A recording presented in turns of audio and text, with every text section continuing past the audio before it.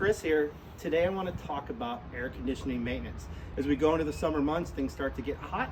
Here's some things that you should do to maintain that cool air in your house at all times. So first thing, you have your air conditioning condenser outside. Along the outside of this you have fins, and it's drawing the air in.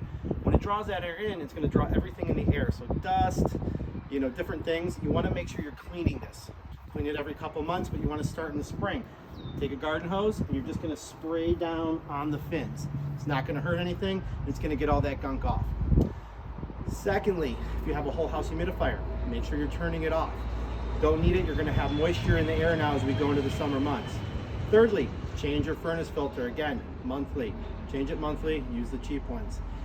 As we go into the summer months, if you have hardwood floors, now you're going to start to see them expand. So when you have the contraction, they're going to start to expand. You're not going to have that gapping anymore. So maintenance your air conditioner every month, but start in the spring to get the most efficient airflow and cooling of your house.